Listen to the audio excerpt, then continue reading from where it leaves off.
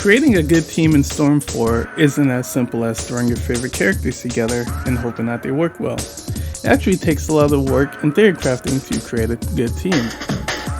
In today's video, we'll be looking at the pros and cons of the 3 different team compositions.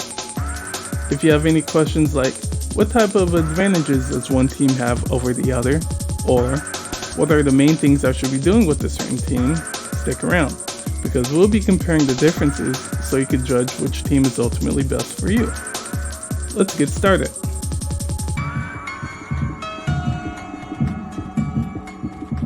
The first thing that you should know is that Storm 4 is just a resource management game, where you're bound by time, health is your judge, and your resources are your vitals.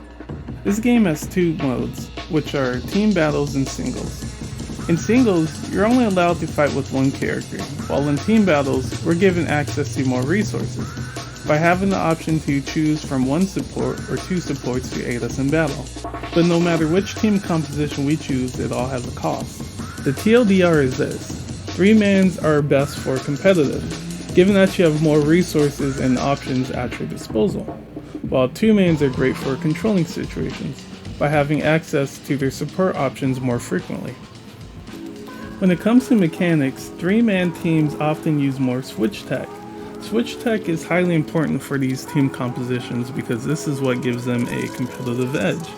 They also have more tech options, given that they have access to another support over 2-mans, so they just have more options overall when it comes to different situations.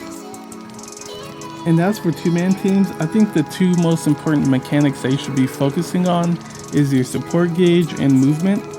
I say support gauge because inherently you're at a disadvantage when fighting 3-man teams, given that they have more options defensively and offensively than you. But what you can utilize is your support gauge recovery speed to your advantage. So really just focusing on maximizing the effectiveness of your support gauge whenever you can.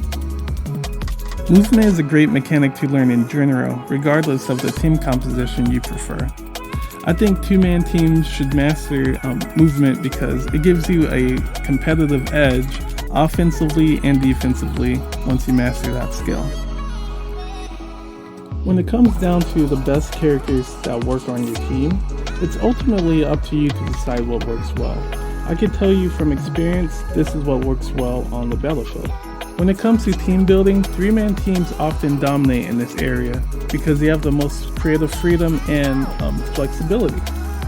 You really can't go wrong with what works well on a 3-man team. I've seen anywhere from 2 defensive characters and 1 offensive on one team, and 2 offensive and 1 defensive character on one team. You can even throw in 3 flex pick characters and you'll probably do well. And as for 2-man teams, it's a little more tricky. When people come into using 2-man style teams, they'll usually pick 1 offensive character and 1 defensive, which will work, don't get me wrong.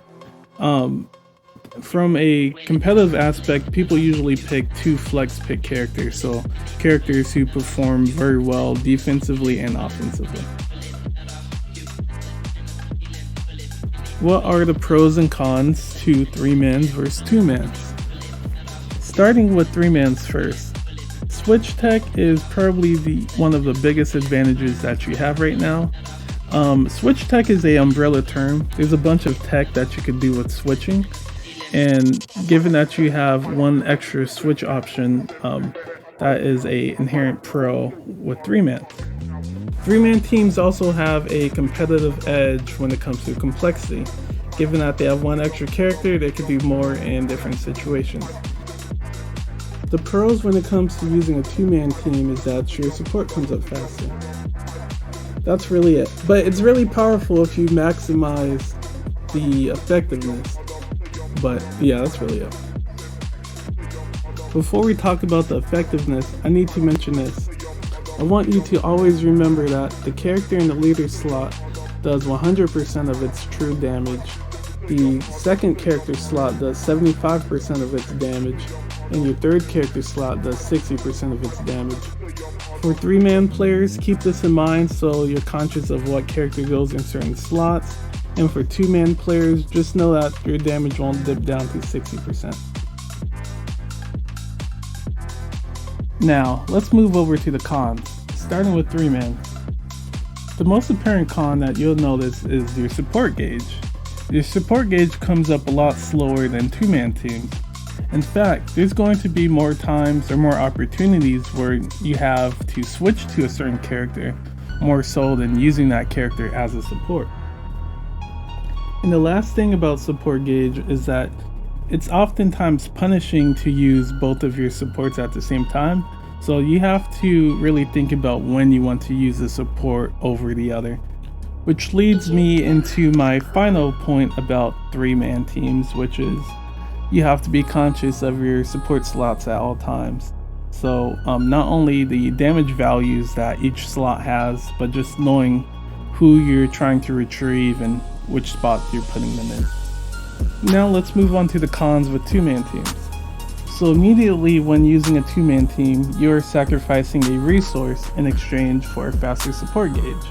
You don't only sacrifice that, you're also sacrificing a lot of the in-game situations. Given that you only have one support, you'll have to use your support wisely and be effective with your supports. And lastly, there's no complexity, no competitive complexity to 2-man teams. So immediately, you do not have more offensive or defensive capabilities than 3-man teams. Nor do you have many gameplay options, so that's really the sacrifice that you gave up, was that character resource in exchange for a support gauge, so you really just gotta make the best of it. Are there any tips that you may have and want to share? Yes, there's a lot of tips that I have about 2-man teams. So I main 2-man teams on Xbox. There's only one other person who mains 2-man teams as well that plays at a competitive level, is Tortoise Moss. And what my tips would be is to practice patience. Utilize different tools to get you a slight advantage, and practice jutsu buffering. Overall, just try to find the most amount of value that you could get out of a character, as well as practicing movement. I highly recommend movement. I think it's the hardest mechanic to master in the game, and it's a really fun mechanic to play around with.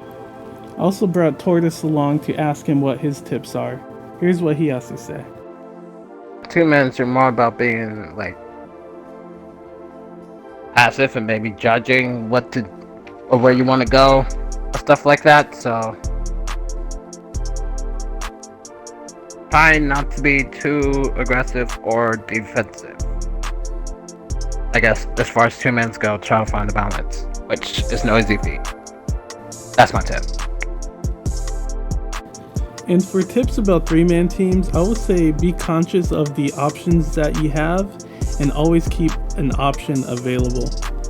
Some other tips that my friends had to say is use your supports effectively and keep track of your support gauge.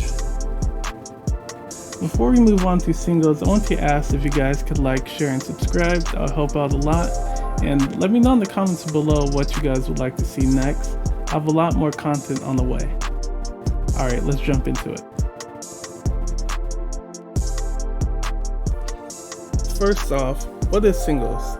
Singles is a game mode where you and your opponent selects one character to use to fight on the battlefield.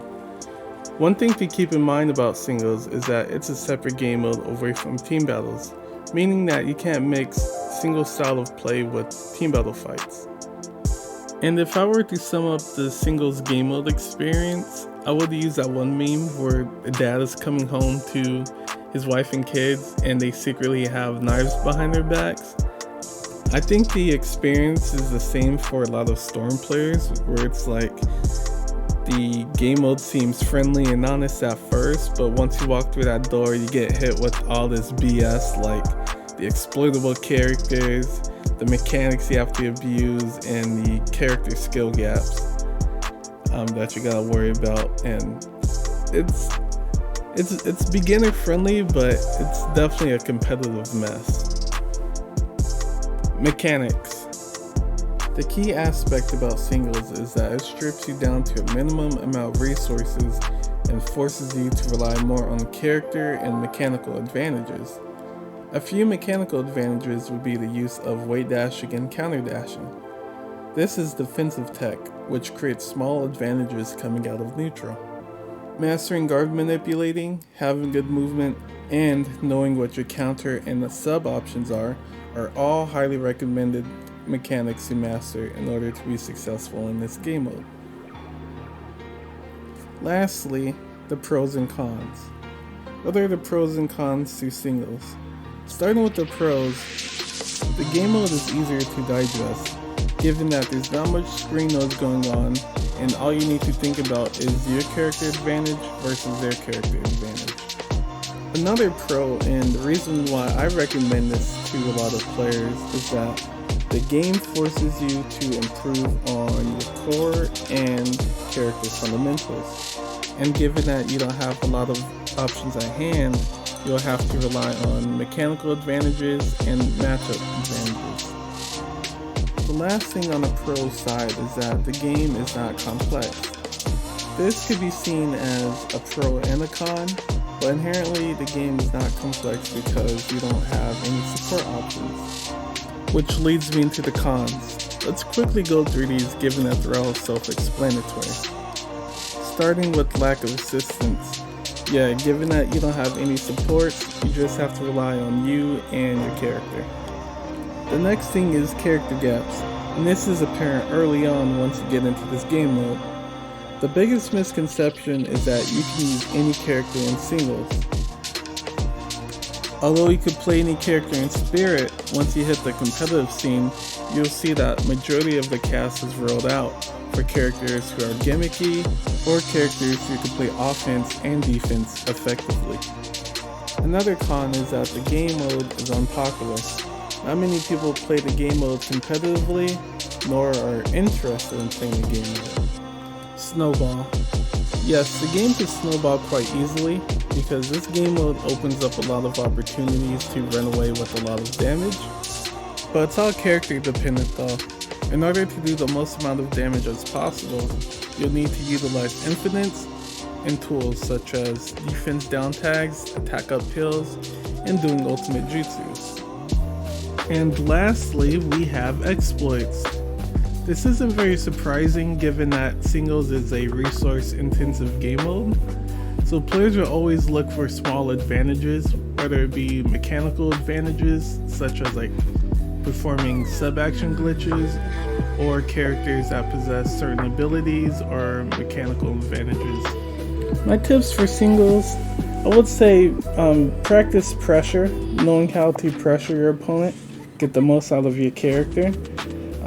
Practice patience as well. Just know that you won't have the advantage in every situation, so just being able to patiently wait until it's your turn. Practicing your distance, like staying within a comfortable distance away from your opponent is really good to learn. Resource management is a necessity, and I guess that'll be it for my tips. Here's what Tortoise Moss has to say about singles. Well, singles is mostly about character mastery, so you have to know what you can do with the character, because that's all you can rely on. And that will be the end of the video. Thank you to all who continue to like, share, and support my content. That really means a lot. I plan on uploading more content soon, and I'm also worried I haven't been uploading lately. I've been procrastinating a lot on the videos so I can catch up on some things I need to do in my personal life. I've bought an Elgato and I've bought a mic, so I'll be able to do some live streaming soon. And I have a PlayStation 4 on the way, so I could get to meet some of you guys and play with you guys. If you guys have any feedback or video suggestions, please let me in the comments below. Other than that, I'm out. Peace.